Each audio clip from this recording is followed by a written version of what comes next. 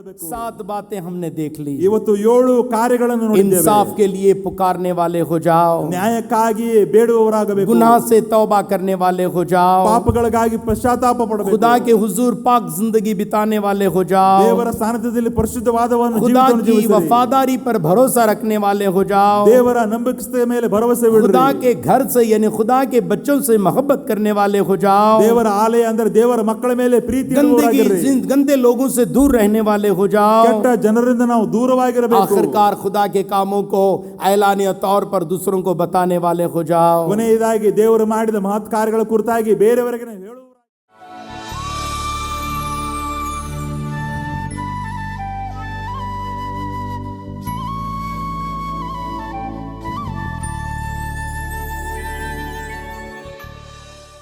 भजन संगीता 26 साम 26 ಕೀರ್ತನೆಗಳು 26 12 वचन से 7 बातें आज सिखाने के लिए जा रहा हूं. 12 ವಚನಗಳಿಂದ 7 ವಿಷಯಗಳನ್ನು ಕಲಿಸಲಿಕ್ಕೆ ಹೋಗ್ತಾ The ಇದ್ದೇನೆ. title of my message today is ಇವತ್ತು ನನ್ನ ಸಂದೇಶದ ಒಂದು ಶೀರ್ಷಿಕೆ Leading a character based life in a corrupt society. ಕೆಟ್ಟಿರುವ ಸಮಾಜದಲ್ಲಿ ಒಳ್ಳೆಯ ಒಂದು ನಡತೆಯ ಜೀವಿತ ಜೀವಿಸುವುದು. 4, 5, 9, 10 ये 4 वचनों को अगर आप पढ़ेंगे, 4, 5, 9, 10 ಈ ವಚನ ಓದಿದರೆ कितने बुरे लोग हैं उसके बारे में बताया जा रहा है. ಎಷ್ಟು ಕೆಟ್ಟು ಜನರು ಇದ್ದಾರೆ ಎಂಬುದಾಗಿ ಅಲ್ಲಿ ಹೇಳಲ್ಪಡ್ತಾ ಇದೆ. ये पढ़ने के बाद हमारे समाज में भी ऐसे लोग हमें देखने को मिलता है. ಇದನ್ನು ಓದಿದ ಮೇಲೆ ನಮಗೂ ಕೂಡ ಗೊತ್ತಾಗುತ್ತದೆ ಈ ಸಮಾಜದಲ್ಲಿ ಇಂಥ ಜನರು ಇದ್ದಾರೆ. 7 अलग अलग लोगों के बारे में बताया जा रहा है. 7 ಬೇರೆ ಬೇರೆ ರೀತಿಯಾದ ಜನರ ಬಗ್ಗೆ ಅಲ್ಲಿ ಹೇಳಲ್ತಾ ಇದೆ. 4 वचन में 2, 4ನೇ ವಚನದಲ್ಲಿ 2, 5वें वचन में 2, 5ನೇ ವಚನದಲ್ಲಿ 2, 9वें वचन में 2,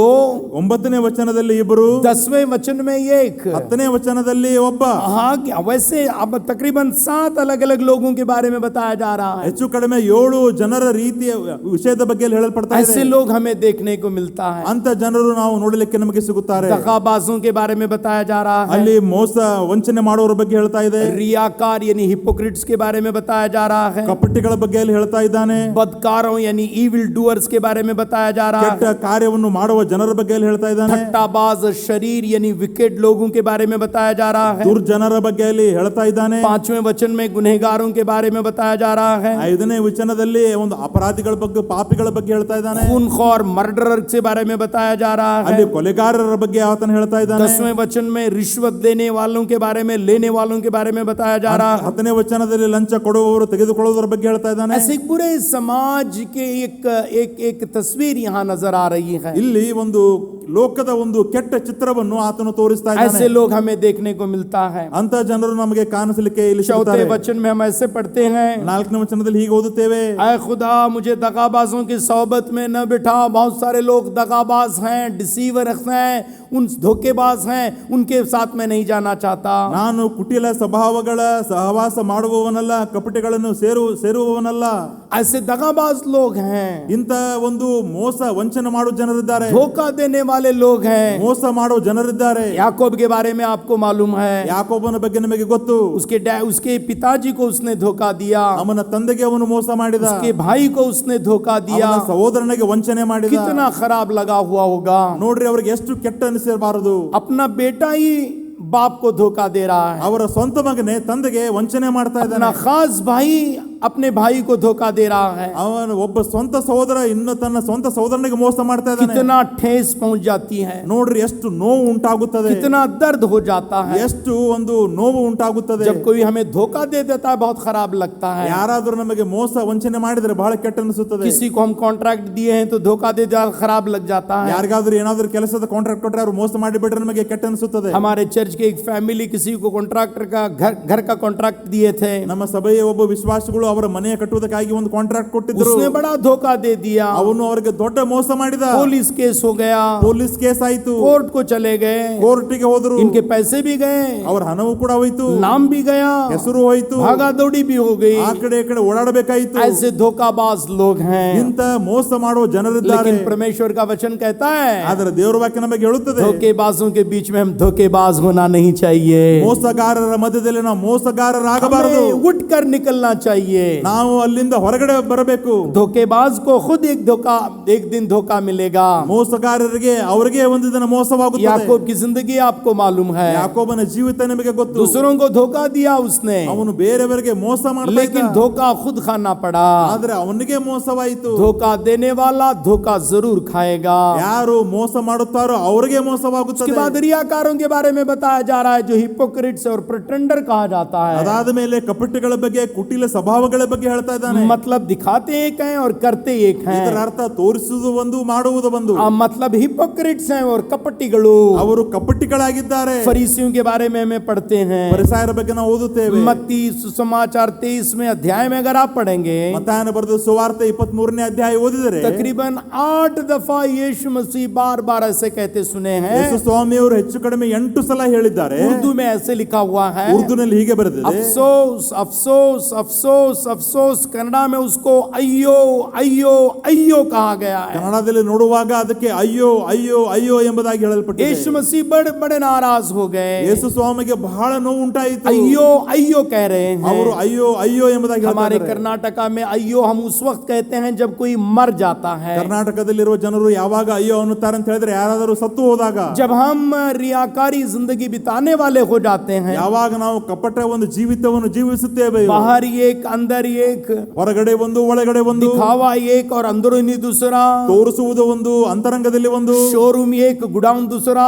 ಶೋರೂಮ್ ಒಂದು ಗುಡಾಮ ಒಂದು, ऐसी जिंदगी बिताएंगे, ಹೀಗೆ ಜೀವಿತ ಜೀವಿಸಿದರೆ परमेश्वर हमसे नाराज हो जाएगा। ದೇವರು ನಮ್ಮ ವಿಷಯದಲ್ಲಿ ಬೇಸರಗೊಳ್ತಾನೆ. बार बार यीशु मसीह फरीसियों को डांटते थे। ಯೇಸು ಸ್ವಾಮಿ ಅವರು ಯಾವಾಗಲೂ ಪರಿಸಾಯರಿಗೆ ಗದರಿಸ್ತಾ ಇದ್ರು. एक दफा मसीह ने उनके बारे में ऐसे बताए, ಒಂದು ದಿನ ಯೇಸು ಸ್ವಾಮಿ ಪರಿಸಾರ ಬಗ್ಗೆ ಹೇಳಿದರು, You will neither enter into the kingdom of God nor you will allow others to go into the kingdom of God। ना आप खुदा की बादशाही में जाते हैं, ना ही जाने वालों के लिए रास्ता खोलते हैं। ನೀವು ಕೂಡ ದೇವರ ರಾಜ್ಯಕ್ಕೆ ಹೋಗುವುದಲ್ಲ, Yes. ಬೇರೆಯವರನ್ನು ಕೂಡ ದೇವರ ರಾಜ್ಯಕ್ಕೆ ಹೋಗುವುದಕ್ಕಾಗಿ ನೀವು ಕೊಡುವುದಿಲ್ಲ. रियाकार या कपटी लोग वैसे हो जाते हैं। ಕಪಟಿಗಳು ಅಂತವರಾಗಿ हम ಬಿಡುತ್ತಾರೆ. ऐसे हमारे जिंदगी में नहीं होना ನಮ್ಮ चाहिए। ಜೀವಿತದಲ್ಲಿ ನಾವು ಹಾಗೆ ಆಗಬಾರದು. तीसरी बात बताते हैं, बदकार इविल डूअर्स, ಮೂರನೇದು ನಾವು ನೋಡುವಾಗ ಕೆಟ್ಟದ್ದನ್ನು ಮಾಡು ದುರ್ಜನರು, बुरे काम करने वाले, ಕೆಟ್ಟ ಕೆಲಸ ಮಾಡುವವರು. किसी को ठेस पहुंचाते हैं तो कुछ खराब नहीं लगता, ಯಾರಿಗಾದರೂ ನೋವು ಉಂಟು ಮಾಡಿದವರು ಏನು ಅನಿಸುವುದಿಲ್ಲ. और गालियां देते हैं तो उनको कुछ नहीं लगता, ಅವ್ರು ಯಾರನ್ನು ಬೇಯುವಾಗ ಅವ್ರಿಗೆ ಏನು ಅನಿಸುವುದಿಲ್ಲ. चोरी करते हैं तो कुछ नहीं लगता। ಕಳ್ಳತನ ಮಾಡುವಾಗ ಏನು ಅನಿಸುವುದಿಲ್ಲ. ये बदकार लोग हैं, ಇವರು ಒಂದು ಕೆಟ್ಟ ಕೆಲಸ ಮಾಡುವವರು. उसको अंग्रेजी में इविल डूअर्स कहा जाता है। ಅದಕ್ಕೆ ಇಂಗ್ಲಿಷ್ ನಲ್ಲಿ ನೋಡುವಾಗ ಈವಿಲ್ ಡೂವರ್ಸ್, इसका मतलब शैतान उनके बीच में काम कर रहा है। ಶೈತಾನನು ಅವರ ಮಧ್ಯದಲ್ಲಿ ಕಾರ್ಯ ಮಾಡ್ತಾ ಇದ್ದಾನೆ. इविल मतलब शैतान, और शैतान के प्रेरणा के जरिए से काम हो रहा है। ಇವಿಲ್ ಅನ್ನುವಾಗ ಅದು ಶೈತಾನ್ ಆಗಿದ್ದಾನೆ, ಶೈತಾನನ ಮುಖಾಂತರ ಈ ಕಾರ್ಯವನ್ನು ಮಾಡ್ತಾನೆ. हमारे जिंदगी में शैतान को हमारी मदद करने के लिए कभी भी नहीं बुलाना। ಅದಕ್ಕಾಗಿ ನಮಗೆ ಸಹಾಯ ಮಾಡುವುದಕ್ಕಾಗಿ ಶೈತಾನನನ್ನು ಎಂದಿಗೂ ಕರೆಯಬಾರದು. जब गंदे काम मैं और आप करना शुरू कर देते हैं, ಯಾವಾಗ ನಾವು ನೀವು ಕೆಟ್ಟ ಕೆಲಸ ಮಾಡುತ್ತೇವೆಯೋ फौरन शैतान उतर जाता है। ತಕ್ಷಣವೇ ಶೈತಾನ शैतान आने के लिए रास्ता हम इसी तरीके से खोल देते हैं, ಶೈತಾನನು ಬರುವುದಕ್ಕಾಗಿ ಮಾರ್ಗವನ್ನು ಹೀಗೆ ತೆರೆಯುತ್ತೇವೆ. झूठ बोलने के जरिए से, ಸುಳ್ಳು ಹೇಳುವುದರಿಂದ, गंदी चीजें कहने के जरिए से, ಕೆಟ್ಟ ಮಾತುಗಳನ್ನು ಆಡುವುದರಿಂದ, दूसरों को ठेस पहुंचाने के जरिए से, ಬೇರೆಯವರನ್ನು ನೋವು ಮಾಡುವುದರಿಂದ, इसके जरिए से शैतान हमारे जिंदगी में आ जाता है। ಇವುಗಳ ಮುಖಾಂತರ ಶೈತಾನನು ನಮ್ಮಲ್ಲಿ ಪ್ರವೇಶ ಮಾಡ್ತಾನೆ. हमें लगता है कि दूसरों को ठेस पहुंचा रहे हैं, ನಮಗೆ ಅನಿಸುತ್ತದೆ ನಾವು ಬೇರೆಯವರಿಗೆ ನೋವು ಪಡಿಸ್ತಾ ಇದ್ದೇವೆ, दूसरों को बुरा करके हमें अच्छा हो रहा है, ಬೇರೆಯವರಿಗೆ ಕೆಟ್ಟದ್ದನ್ನು ಮಾಡಿ ನಮಗೆ ಒಳ್ಳೆಯದಾಗ್ತಾ ಇದೆ. लेकिन सच बताएंगे तो हमारे लिए बुरा हो रहा है, उनके लिए अच्छा हो रहा है। ಆದರೆ ನಿಜವಾಗಿ ನೋಡುವಾಗ ಅದು ನಮಗೆ ಕೆಟ್ಟದ್ದಾಗ್ತಾ ಇದೆ, ಅವರಿಗೆ ಒಳ್ಳೆಯದಾಗ್ತಾ ಇದೆ. यूसुफ की कहानी देख लो, ಯೋಸೇಫನ ಒಂದು ಕತೆ ನೋಡ್ರಿ. उनके भाई उसको कुएं में डाल दिए, ಅವನ ಸಹೋದರರು ಅವನು ಬಾವಿಗೆ ಹಾಕಿದರು. उनको लग रहा था कि उसको बुरा करके अपना अच्छा हो रहा है, ಅವ್ರಿಗೆ ಅನಿಸ್ತಾ ಇದೆ ಅವನಿಗೆ ಕೆಟ್ಟದ್ದನ್ನು ಮಾಡಿ ನಮಗೆ ಒಳ್ಳೆಯದಾಗ್ತಾ ಇದೆ. लेकिन हुआ ऐसे, ಆದ್ರೆ ಆಗಿದ್ದೇನಪ್ಪಾ ಅಂದ್ರೆ इनके बुराई के जरिए से यूसुफ को अच्छाई हुई, ಇವರ ಕೆಟ್ಟತನದ ಕೆಲಸದಿಂದ ಯೋಸೇಫನಿಗೆ ಒಳ್ಳೆಯದಾಯಿತು, और इनको बुराई हो गई। ಆದ್ರೆ ಇವರಿಗೆ ಎಲ್ಲ ಕೆಟ್ಟದೇ ಆಯಿತು. हम बदकार नहीं होना ನಾವು चाहिए, ಕಪಟಿಗಳಾಗಬಾರದು. मतलब इविल डूअर्स नहीं होना ಇದರ चाहिए। ಅರ್ಥ ಕೆಟ್ಟ ಕೆಲಸ ಮಾಡುವವರಾಗಬಾರದು. शैतान को हमारे जिंदगी में आने के लिए अनुमति अनुमति नहीं देना चाहिए। ಶೈತಾನ ನಮ್ಮ ಜೀವಿತದಲ್ಲಿ ಬರುವುದಕ್ಕಾಗಿ ಅನುಮತಿಸಬಾರದು. जूडास इस्करियोट के बारे में बाइबल में हमें ऐसे पढ़ने को मिलता है, ಇಸ್ಕರಿಯೋತ್ ಯೋಧನ ವಿಷಯದಲ್ಲಿ ಬೈಬಲ್ನಲ್ಲಿ ಹೀಗೆ ಓದುತ್ತೇವೆ, devil entered into the heart of Judas Iscariot. ಇಸ್ಕರಿಯೋತ್ ಯೋಧನ ಹೃದಯದಲ್ಲಿ ಶೈತಾನನು ಪ್ರವೇಶ ಮಾಡಿದ. मसीह के साथ था वो, ಯೇಸುವಿನೊಂದಿಗಿದ್ದ, स्तुति आराधना करता था, ಸ್ತುತಿ ಆರಾಧನೆ ಮಾಡ್ತಾ ಇದ್ದ, यीशु मसीह के साथ चलने वाला था, ಯೇಸುವಿನೊಂದಿಗೆ ಜೊತೆಯಾಗಿ ನಡೀತಾ ಇದ್ದ. लेकिन थोड़ी थोड़ी पैसे चुराता था, ಆದ್ರೆ ಅವನು ಸ್ವಲ್ಪ ಸ್ವಲ್ಪ ಹಣ ಕದೀತಾ ಇದ್ದ. बहुत चुराता नहीं था। ಬಹಳಷ್ಟು ಕದೀತಿರ್ಲಿಲ್ಲ. अगर 1,000 रुपए है, 1,000 ಇದ್ರೆ 500 नहीं चुराता था, 500 ರೂಪಾಯಿ पूरे ಕಳ್ಳತನ ಮಾಡ್ತಿರ್ಲಿಲ್ಲ. पूरे 1000 के 1000 नहीं चुराता था, ಪೂರ 1000 ರೂಪಾಯಿ ತೆಗೆದುಕೊಳ್ತಿರ್ಲಿಲ್ಲ. उसमें से 25 रुपए चुराना, ಅದರಿಂದ 25 ರೂಪಾಯಿ ತಗೊಳ್ಳೋದು, 10 रुपए चुराना, 10 ರೂಪಾಯಿ ತೆಗೆದುಕೊಳ್ಳೋದು. 1000 में 10 रुपए चुराएंगे तो मालूम नहीं हो जाता था। 1000ರಲ್ಲಿ 10 ರೂಪಾಯಿ ಕದ್ರೆ ಗೊತ್ತಾಗ್ತಿರ್ಲಿಲ್ಲ. इसलिए हुआ ऐसे, ಆದ್ರೆ ಆಗಿದ್ದೇನು, इसके जरिए से शैतान थोड़ा थोड़ा करके आना शुरू हो गया। ಇದರ ಮುಖಾಂತರ ಶೈತಾನನು ಸ್ವಲ್ಪ ಸ್ವಲ್ಪವಾಗಿ ಬಂದ. छोटी छोटी चीजों से शैतान आ जाता है। ಚಿಕ್ಕ ಚಿಕ್ಕ ಕಾರ್ಯಗಳಿಂದ ಶೈತಾನನು ಬರ್ತಾನೆ. 10 से 100 रुपए हो गए, 10ರಿಂದ 100 ಆಯ್ತು, 100 से 200 हो गए, 100ರಿಂದ 200 ಆಯ್ತು, और 200 से 1000 हो गए। 200ರಿಂದ 1000 ಆಯ್ತು. पूरी तरह से शैतान उसकी जिंदगी में आ गया। और 30 रुपए के लिए हम तमाम को मालूम है, यूदा इस्करियोत जो है यीशु मसीह को बेच डाला। ಪೂರ್ಣವಾಗಿ ಶೈತಾನನು ಈ ಮುಖಾಂತರ ಆತನ ಜೀವಿತದಲ್ಲಿ ಪ್ರವೇಶ ಮಾಡಿದ. ನಮ್ಮೆಲ್ಲರಿಗೂ ಗೊತ್ತಿದೆ, 30 ರೂಪಾಯಿಗೆ ಯೇಸು ಸ್ವಾಮಿಯನ್ನು ಮಾರಿಬಿಟ್ಟ. बदकार होने वाले हैं, ನಾ ಕೆಟ್ಟ ಕೆಲಸ ಮಾಡುವರಾಗಿ ಬಿಡ್ತೇವೆ. वैसे हमारी जिंदगी में कभी नहीं होना है। ಹಾಗೆ ನಾವು ನಮ್ಮ ಜೀವಿತದಲ್ಲಿ ಆಗಬಾರದು. 5वें वचन के दूसरे भाग में शरीर या विकेट के बारे में बताया गया है। 5ನೇ ವಚನದ 2ನೇ ಭಾಗದಲ್ಲಿ ದುಷ್ಟರದ ಬಗ್ಗೆ ಹೇಳಲ್ಪಡ್ತಾ ये ಇದೆ. विकेट विकेट विकेट जब सामने आ जाता है, ಯಾವಾಗ ದುಷ್ಟ ದುಷ್ಟ ದುಷ್ಟ ಎಂಬುದಾಗಿ ಮುಂದೆ ಬರುತ್ತದೆ, वीरप्पन जैसे लोगों के बारे में नहीं है वो। ವೀರಪ್ಪನ ಒಂದು ರೀತಿಯಾದ ಜನರಲ್ಲ, कलीसिया में आने वाले, ಸಭೆಯಲ್ಲಿ ಬರುವ ಜನರು, आराधना करने वाले, ಆರಾಧನೆ ಮಾಡುವವರು, यहूदी लोगों के बारे में बताया जा रहा है। ಯಹೂದಿ ಜನರ ಬಗ್ಗೆ ಅಲ್ಲಿ ಹೇಳ್ತಾ ಇದೆ. खुदा के टेंपल में इबादत करने के लिए आया करते थे, ದೇವರ ಆಲಯದಲ್ಲಿ ಆರಾಧನೆ ಮಾಡುವುದಕ್ಕಾಗಿ ಬರ್ತಾ ಇದ್ರು. मुंह से अच्छी अच्छी बातें तो हो रही थी, ಬಾಯಿಗಳಿಂದ ಒಳ್ಳೆ ಒಳ್ಳೆ ಮಾತನ್ನ ಆಡ್ತಾ ಇದ್ರು. लेकिन उनका दिल खराब था। ಆದರೆ ಅವರ ಹೃದಯ ಕೆಟ್ಟದ್ದಾಗಿತ್ತು. ऐसा है कि किताब में उनके बारे में ऐसा जिक्र किया गया है, ಯೆಶಾಯನ ಪುಸ್ತಕದಲ್ಲಿ ಅವರ ಕುರಿತಾಗಿ ಹೀಗೆ ಬರೆಯಲ್ಪಟ್ಟಿದೆ, तुम मेरी तारीफ जुबान से तो करते हैं, ನೀವು ನಿಮ್ಮ ಬಾಯಿಗಳಿಂದ ನನ್ನನ್ನು ಹೊಗಳುತ್ತೀರಿ, तुम्हारा दिल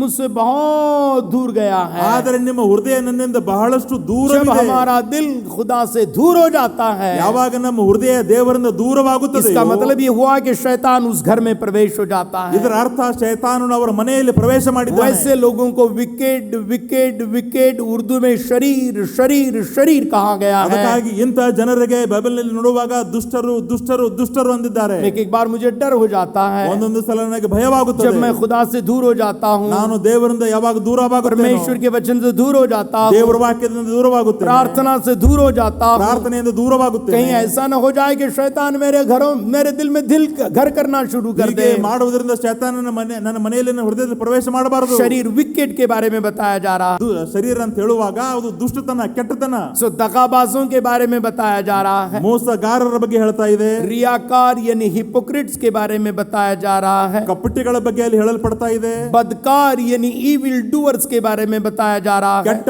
ಕೆಲಸವನ್ನು ಕೆಟ್ಟ ಕಾರ್ಯವನ್ನು ಮಾಡೋರ ಬಗ್ಗೆ ಹೇಳ್ತಾ ಇದೆ. शरीर यानी विकेट लोगों के बारे में बताया जा रहा है, ಶರೀರ ಅಂತ ಹೇಳುವಾಗ ಕಪಟಿ ದುಷ್ಟ ಜನರ ಬಗ್ಗೆ ಅಲ್ಲಿ ಹೇಳ್ತಾ ಇದೆ. और गुनहगार सिनर्स के बारे में बताया जा रहा है, ಮತ್ತು ಪಾಪಿಗಳ ಬಗ್ಗೆ ಅಲ್ಲಿ ಹೇಳಲ್ಪಡ್ತಾ ಇದೆ. मतलब the people who act evil in their activities. ಇದರ ಅರ್ಥ ಅವರ ಒಂದು ಚಟುವಟಿಕೆಗಳಲ್ಲಿ ಕೆಟ್ಟದ್ದನ್ನು ತೋರಿಸುವವರು.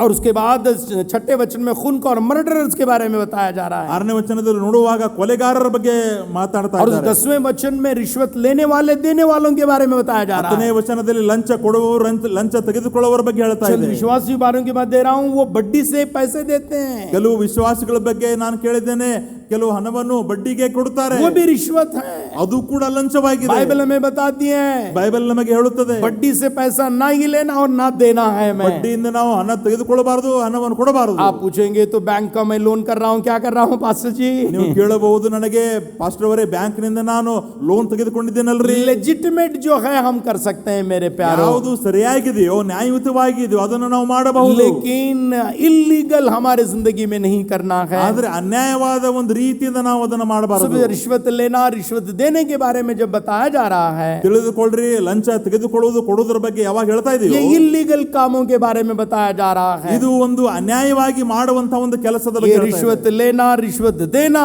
गलत है मेरे प्यारों. ನನ್ನ ಪ್ರಿಯರೇ, ಲಂಚ ತೆಗೆದುಕೊಳ್ಳುವುದು ಕೊಡುವುದು ತಪ್ಪಾಗಿದೆ. हो सकता है नाजायज तरीके से ज्यादा पैसे तो कमा सकते हैं हम, ಬಹುಶಃ ಒಂದು ಅಡ್ಡದಾರಿಯಿಂದ ಬಹಳಷ್ಟು ಹಣವನ್ನು ನಾವು ಗಳಿಸಬಹುದು, ऊपर आ सकते हैं हम, ಮೇಲಕ್ಕೆ ಬರಬಹುದು. लेकिन वो पैसों में शांति नहीं रहेगी, ಆದರೆ ಒಂದು ಹಣದಲ್ಲಿ ಶಾಂತಿ ಇರುವುದಿಲ್ಲ, वो पैसों में जिंदगी नहीं रहेगी. ಆ ಒಂದು ಅದರಲ್ಲಿ ಜೀವಿತ ಇರುವುದಿಲ್ಲ. वो पैसों के बारे में याकूब की किताब 5वें अध्याय में बताया जा रहा ಅಂತ है. ಒಂದು ಜೀವಿತದ ಬಗ್ಗೆ ಯಾಕೋಬನ ಬರೆದ ಪತ್ರಕ್ಕೆ 5ನೇ ಅಧ್ಯಾಯದಲ್ಲಿ ಹೇಳ್ತಾ ಇದೆ, जैसे कीड़ा काटते रहता है ना, थोड़ा थोड़ा करके, थोड़ा थोड़ा करके, ಯಾವ ರೀತಿಯಾಗಿ ಒಂದು ಹುಳವು ಸ್ವಲ್ಪ ಸ್ವಲ್ಪವಾಗಿ ಕಡಿಯುತ್ತಾ ಇರುತ್ತದಲ್ಲ, मालूम ही नहीं होता. ಗೊತ್ತೇ ಆಗುವುದಿಲ್ಲ. चंद कीड़े लकड़ी को काट देते हैं, याद है आपको? ಕೆಲವು ಹುಳಗಳು ಕಟ್ಟಿಗೆಯನ್ನು ಕಡಿಯುತ್ತವೆ, मालूम ही नहीं होता. ಗೊತ್ತೇ ಆಗುವುದಿಲ್ಲ. दरवाजा खोलने के बाद एक दिन धनल बोल के दरवाजा गिर जाता है. ಆಗಲೇ ತೆರೆಯುವಾಗ ಒಂದನ್ನ ನೋಡುವಾಗ ಧನಲ್ ನೆಮ್ಮದಾಗಿ ಬಿದ್ದು ಬೀಳುತ್ತದೆ. नाजायज तरीके से कमाई हुई दौलत ऐसी है, ऐसे कहकर याकूब अपनी किताब 5वें अध्याय में हमें बता रहे हैं. ಅನ್ಯಾಯವಾದ ಮಾರ್ಗದಿಂದ ಗಳಿಸಿದ ಹಣವು ಅದು ನಮಗೆ ಒಳ್ಳೆಯದನ್ನು ಮಾಡುವುದಿಲ್ಲ ಎಂಬುದಕ್ಕಾಗಿ ಯಾಕೋಬನು ತನ್ನ ಪತ್ರಿಕೆಯಲ್ಲಿ ಹೇಳ್ತಾ ಇದ್ದಾನೆ. खुदा के सामने मैं और आप ठहरूंगा, ನಾವು ನೀವು ದೇವರ ಮುಂದೆ ನಿಲ್ಲುವಾಗ वो चिल्ला चिल्ला कर बात करेगी.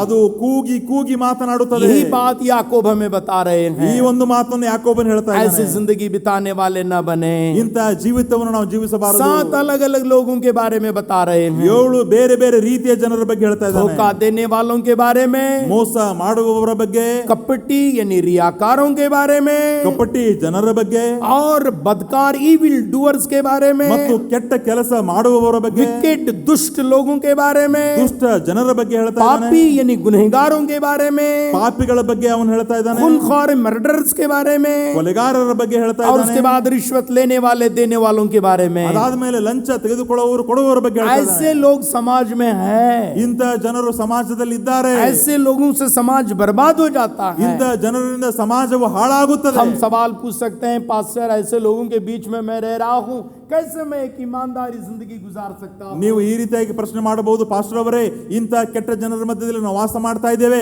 ನಾವು ಹೇಗೆ ಪ್ರಾಮಾಣಿಕವಾಗಿ ಜೀವಿಸಬಹುದು? हाँ, मुझे मालूम है बड़ी मुश्किल है वो. ಹೌದು, ಇದು ನಮಗೆ ಕಷ್ಟ ಎಂಬುದಾಗಿ ನನಗೆ ಗೊತ್ತು. जिंदगी मुश्किल तो है, ಜೀವಿತವು ಕಷ್ಟವಾಗಿದೆ ನಿಜ, लेकिन नामुमकिन नहीं. ಆದ್ರೆ ಅದು ಅಸಾಧ್ಯವಲ್ಲ. खुदा की कुवत से हम कर सकते हैं. ದೇವರ ಶಕ್ತಿಯಿಂದ ಅದು ಮಾಡಲಿಕ್ಕೆ हमारे ಸಾಧ್ಯ. चर्च में एक वकील आया करते थे. ನಮ್ಮ ಸಭೆಗೆ ಒಬ್ಬ ವಕೀಲ್ ಬರ್ತಾ ಇದ್ರು. एक दिन बात करते करते मैं उनसे बताया कि झूठ नहीं बोलना मेरे भाई, ಒಂದು ದಿನ ಮಾತನಾಡುತ್ತಾ ನಾನು ಅವ್ರಿಗೆ ಹೇಳಿದೆ, ನನ್ನ ಸಹೋದರನ ಸುಳ್ಳು ಮಾತಾಡಬಾರದು, किसी को धोखा नहीं देना मेरे प्यारों, ನನ್ನ ಪ್ರಿಯರೇ, ನಾವು ಯಾರು ಕೂಡ ಮೋಸ ಮಾಡಬಾರದು, और ये सच्चाई से करना है. ಇದನ್ನು ಮಾಡುವಾಗ ಸತ್ಯದಿಂದ ನಾವು ಮಾಡಬೇಕು. उसने मुझे बताया, नहीं पास्टर मैं वकील होने के नाते झूठ बोलना ही पड़ता है. ಆದ್ರೆ ಅವರು ನನಗೆ ಹೇಳಿದ್ರು, ವಕೀಲ ಆಗಿದ್ದರಿಂದ ನಾನು ಸುಳ್ಳು ಹೇಳಲೇಬೇಕು. मुझे समझ में नहीं आ रहा वो बात को. ಆಗಿದ್ದಾರೆ. तो ये हमारा एक मॉडल बन गया है. ಇದು ನಮ್ಮ ಒಂದು ಮಾದರಿಯಾಗಿದೆ. झूठ बोलना ही है, ಸುಳ್ಳು ಹೇಳಲೇಬೇಕು, रिश्वत देना ही है, ಲಂಚ ಕೊಡಲೇಬೇಕು, रिश्वत लेना ही है, ಲಂಚ ತೆಗೆದುಕೊಳ್ಳಲೇಬೇಕು, गंदे काम करना ही ಕೆಟ್ಟ है. ಕೆಲಸ ಮಾಡಲೇಬೇಕು. नहीं ये तो नहीं चलता. ಇದೆಲ್ಲ ನಡೆಯುವುದಿಲ್ಲ.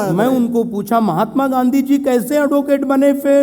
ನಾನು ಅವರಿಗೆ ಕೇಳಿದೆ, ಮಹಾತ್ಮ ಗಾಂಧಿ ಹೇಗೆ ವಕೀಲರಾದರು? फौरन वो बंदा कह रहा है, महात्मा गांधी वकील ಕೆಲಸನ ಮಾಡಿಲ್ರಿ ಪಾಸ್ಟರ್ बताने लगा. ತಕ್ಷಣವೇ ಅವ್ರು ಹೇಳ್ತಾ ಇದ್ದಾರೆ, ಮಹಾತ್ಮ ಗಾಂಧಿ ಏನ್ ಕೆಲಸನ ಮಾಡಿಲ್ರಿ. मैं एक और एक वकील को मिला, ನಾನು ಇನ್ನೊಬ್ಬರಿಗೆ ನಾವು ವಕೀಲಿಗೆ ಭೇಟಿಯಾಗಿ, दौलतमंद खानदान से आने वाली औरत, ಬಹಳಷ್ಟು ಸಂಪತ್ತು ಇರುವ ಒಂದು बड़ी ಖಾನದಾನದಿಂದ ಬಂದವಳು, खूबसूरत औरत, ಬಹಳ ಸೌಂದರ್ಯವುಳ್ಳವಳು. हमारी चर्च को बहुत साल पहले महाराष्ट्र से मुझे मिलने के लिए आया करती थी. ಬಹಳ ವರ್ಷಗಳಿಂದ ನಮ್ಮ ಸಭೆಗೆ ಮಹಾರಾಷ್ಟ್ರದಿಂದ ಭೇಟಿ ಆಗುವುದಕ್ಕಾಗಿ ಬರ್ತಾ ಇದ್ರು. मैं परसों दिन जब कोल्हापुर चला गया था, ಮೊನ್ನೆ ನಾನು ಕೊಲ್ಲಾಪುರಕ್ಕೆ ಹೋದಾಗ मुझे पता चला पूरा परिवार यीशु मसीह की इबादत के लिए इस रास्ते में आया हुआ है. ನನಗೆ ಗೊತ್ತಾಯಿತು, ಪೂರ್ಣ ಕುಟುಂಬವೇ ದೇವರನ್ನು ಕಂಡುಕೊಂಡು ಆರಾಧನೆ ಮಾಡೋದಕ್ಕಾಗಿ ಬಂದಿದ್ದಾರೆ. उसको उनके साथ मैं बात कर रहा था. ಅವರೊಟ್ಟಿಗೆ ನಾನು वो ಮಾತನಾಡ್ತಾ कह ಇದ್ದೆ. रही थी, जब मैं वकील का केस ले लेती हूँ ना ಅವ್ರು पास्टर, ಹೇಳ್ತಾ ಇದ್ರು, ನಾನು ಕೇಸ್ ತೆಗೆದುಕೊಳ್ತೇನಲ್ರಿ अगर ಪಾಸ್ಟರ್, उसमें झूठ है, ಅದರಲ್ಲಿ ಏನಾದ್ರು ಸುಳ್ಳಿದ್ರೆ, उसमें हेरा फेरी है, ಅದರಲ್ಲಿ ಏನಾದ್ರು ಹೇರಾಪೇರಿ ಇದ್ರೆ फौरन मैं ना कह देती हूँ. ತಕ್ಷಣವೇ ನಾನು ಬೇಡ जब ಅನ್ನುತ್ತೇನೆ. मैं उस केस में सच्चाई है, ईमानदारी है, कुछ है, समझ लीजिए, ಯಾವಾಗ ಒಂದು ಕೇಸಿನಲ್ಲಿ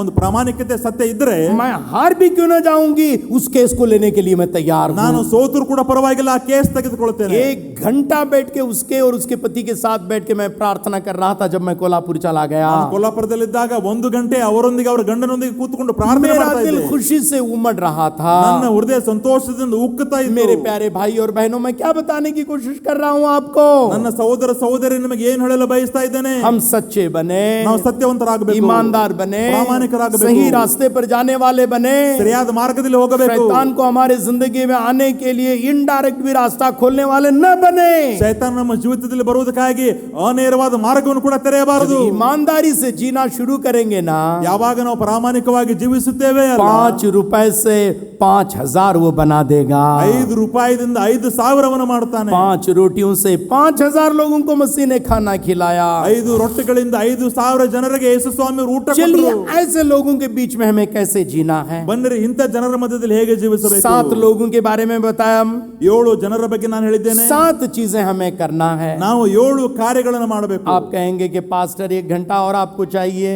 ಪಾಸ್ಟರ್ ನೀವು ಕೇಳಬಹುದು, ಪಾಸ್ಟರ್ ಅವರು ಇನ್ನೂ 1 ತಾಸು नहीं, ಬೇಕೆಂದ್ರೆ? जो वक्त मेरे सामने है उससे मैं कंप्लीट कर दूंगा. ಇಲ್ಲ, ನನ್ನ ಮುಂದೆ ಎಷ್ಟು ಸಮಯ ಇದೆಯೋ ಅಷ್ಟರಲ್ಲೇ ಮುಗಿಸುತ್ತೇನೆ. 7 बातें 4 ವಿಷಯಗಳು और वो हमें करना है. ನಾವು ಅದನ್ನು ಮಾಡಬೇಕು. पहले वचन में है इंसाफ के लिए खुदा से पुकारने वाले बनना. 1ನೇ ವಚನದಲ್ಲಿ ಹೇಳ್ತಾ ಇದೆ, ಒಂದು ದೈವಿಕ ನ್ಯಾಯಕ್ಕಾಗಿ ದೇವರಲ್ಲಿ ಬೇಡಿಕೊಳ್ತಾ ಇದ್ದಾನೆ. खुदा के लिए खुद इंसाफ के लिए हमें खुद इंसाफ के लिए खुदा से दुआ करना है. ನ್ಯಾಯಕ್ಕಾಗಿ ದೇವರಲ್ಲಿ ಪ್ರಾರ್ಥನೆ ಮಾಡಬೇಕು. हमारी प्रार्थना शक्ति है. ನಮ್ಮ ಪ್ರಾರ್ಥನೆಯೇ ಶಕ್ತಿಯಾಗಿದೆ. बगैर प्रार्थना के जी नहीं सकते हम. ಪ್ರಾರ್ಥನೆ ಇಲ್ಲದೆ ಜೀವಿಸಲಿಕ್ಕೆ खुदा के ಆಗುವುದಿಲ್ಲ. बगैर जी नहीं सकते. ದೇವರಿಲ್ಲದೆ ಜೀವಿಸಲಿಕ್ಕೆ खुदा ಆಗುವುದಿಲ್ಲ. चाहिए हमें. ದೇವರು ಬೇಕು ನಮಗೆ. खुदा की शक्ति चाहिए हमें. ದೇವರ ಶಕ್ತಿ ನಮಗೆ खुदा ಬೇಕು. का इंसाफ चाहिए हमें. ದೇವರ ನ್ಯಾಯ ನಮಗೆ ಬೇಕು. यीशु मसीह खुद बताए हैं वो. ಯೇಸು ಸ್ವಾಮಿ ಅವರು ಸ್ವತಃ ಹೇಳಿದ್ದಾರೆ, आदमी रोटी ही से जीता न रहेगा, लेकिन खुदा के हर एक कलाम से जो उसके मुंह से निकलता है. ಮನುಷ್ಯನು ರೊಟ್ಟಿ ತಿಂದ ಮಾತ್ರದಿಂದ ಬದುಕುವುದಿಲ್ಲ, ಆದರೆ ದೇವರ ಬಾಯಿಂದ ಹೊರಡೋ ಪ್ರತಿಯೊಂದು ಮಾತಿನಿಂದಲೂ खुदा ಬದುಕುತ್ತಾನೆ. की जरूरत है.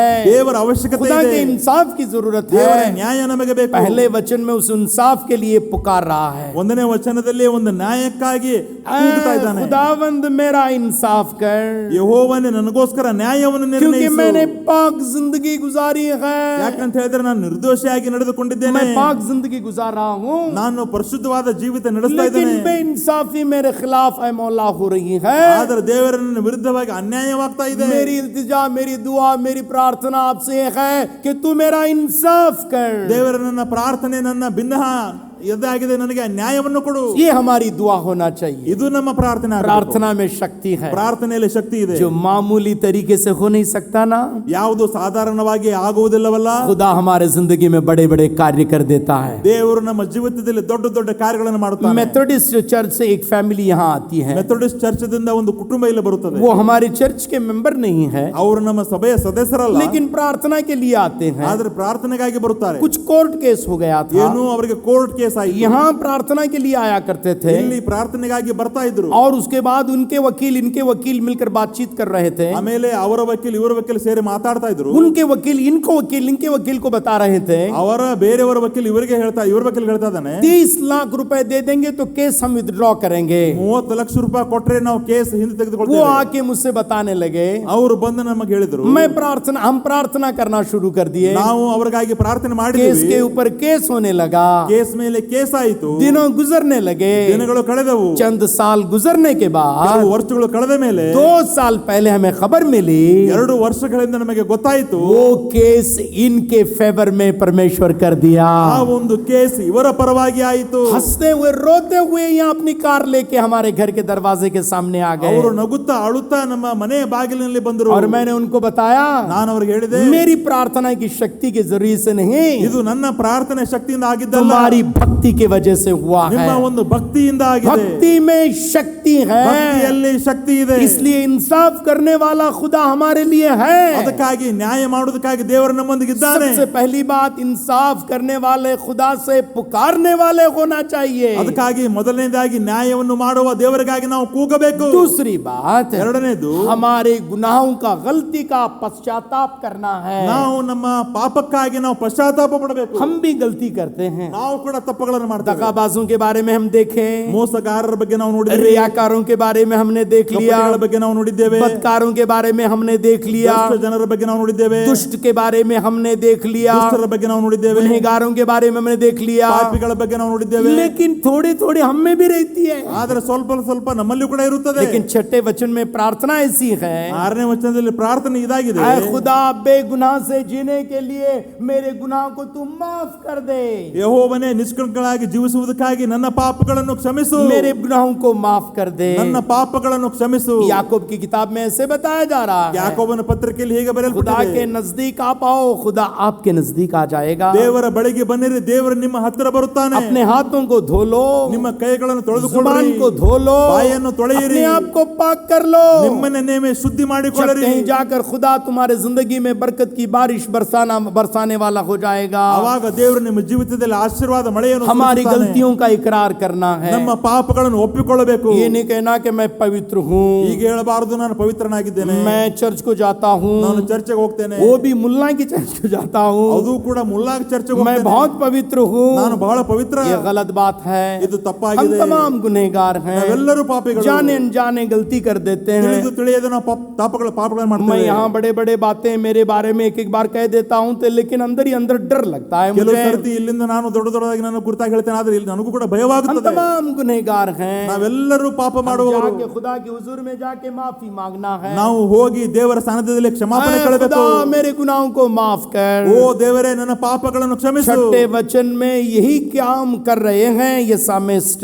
ಈ ಒಂದು ಕೀರ್ತನಗಾರನ 6ನೇ ವಚನದಲ್ಲಿ ಇದನ್ನೇ ಮಾಡ್ತಾ मैं ಇದ್ದಾನೆ. बेगाना ही में अपने हाथ धोता हूँ, ನಾನು ನಿಷ್ಕಳಂಕಳೆಂದು ಕೈಗಳನ್ನು ತೊಳೆದುಕೊಂಡು और तब आए खुदा तेरे नब्बे के खिलाफ इतराफ तवाफ करता हूँ. ನಾನು ನಿನ್ನ ಕಡೆಗೆ ಕೂತ್ಕೊಂಡು ಆರಾಧನೆ ಹಾಡುಗಳನ್ನು ಅನ್ನುತ್ತೇನೆ. और छठा वचन कन्नड़ा में पढ़ लो कैसे लिखा हुआ है. ಯೆಹೋವನೇ, ಹಾ. ನಾನು ನಿಷ್ಕಳಂಕಳೆಂದು ಕೈಗಳನ್ನು ತೊಳೆದುಕೊಂಡವನಾಗಿ Yes. ನಿನ್ನ ಅದ್ಭುತ ಕೃತ್ಯ ವರ್ಣನೆಯ ಪದಗಳನ್ನು ಹಾಡುತ್ತಾ ಹಾ. ನಿನ್ನ ಯಜ್ಞ ವೇದಿಯನ್ನು ಪ್ರದಕ್ಷಿಣೆ ಮಾಡುವೆನು. मैं प्रदक्षिणे कर रहा हूँ. ನಾನು ಪ್ರದಕ್ಷಿಣೆ ಮಾಡುತ್ತೇನೆ. मैं अब तवाफ करने की जरूरत नहीं है. ನಾನು ಪ್ರದಕ್ಷಿಣೆ ಹಾಕೋದು ಬೇಕಾಗಿಲ್ಲ. मेरे दिल के तरफ हमें तवाफ करना है. ನಾವು ನಮ್ಮ ಹೃದಯದ ಒಂದು ಪ್ರದಕ್ಷಿಣೆ ನಾವು ಹಾಕಬೇಕು. इसका मतलब सिर्फ इतना ही है, ಇದರ ಅರ್ಥ ಇಷ್ಟೇ ಇದೆ, खुदा खुदा खुदा मैं तेरी इबादत कर रहा हूँ. ದೇವರು ದೇವರು ದೇವರನ್ನು ಆರಾಧನೆ ಮಾಡ್ತಾನೆ. छठे वचन के आधार पर 6ನೇ ವಚನದ ಆಧಾರದ ಮೇಲೆ पश्चाताप करने वाले होना चाहिए. ಪಶ್ಚಾತ್ತಾಪ ಪಡುವವರಾಗಬೇಕು. और तीसरी बात जो है, ಮೂರನೇದು खुदा के हुजूर सन्निधान में एक पाक जिंदगी गुजारने वाले होना चाहिए. ದೇವರ ಸಾನ್ನಿಧ್ಯದಲ್ಲಿ ಪರಿಶುದ್ಧವಾದ ಜೀವಿತವನ್ನು ನಾವು ಜೀವಿಸಬೇಕು. 11वें वचन में उसका जिक्र किया गया. 11ನೇ ವಚನದಲ್ಲಿ ಅದರ ಬಗ್ಗೆ ಹೇಳಲ್ಪಟ್ಟಿದೆ. लेकिन मैं बेअब जिंदगी गुजारता हूँ, मुझे छुड़ा ले, मुझ पर रहम कर. ನಾನಾದರೂ ನಿರ್ದೋಷಿಯಾಗಿ ನಡೆದುಕೊಳ್ಳುವೆನು, ಯೆಹೋವನೇ ಅವರಿಂದ ನನ್ನನ್ನು ವಿಮೋಚನೆ ಪ್ರಸನ್ನನಾಗಿರು. मैं पाक जिंदगी गुजार रहा हूँ, ನಾನು ಪರಿಶುದ್ಧವಾದ ಜೀವಿತ ಜೀವಿಸ್ತಾ गंदा ಇದ್ದೇನೆ, काम नहीं किया हूँ, ಕೆಟ್ಟ ಕೆಲಸ ಮಾಡಿಲ್ಲ, परेशानी से छुड़ा ले. ಈ ಒಂದು ಕಷ್ಟದಿಂದ ಬಿಡುಗಡೆ ಮಾಡು. हिजकिया भी यही दुआ किया करता था. ಹಿಜ್ಕೀಯನು ಕೂಡ ಇದೇ ಪ್ರಾರ್ಥನೆ ಮಾಡ್ತಾ ಇದ್ದ. जब नबी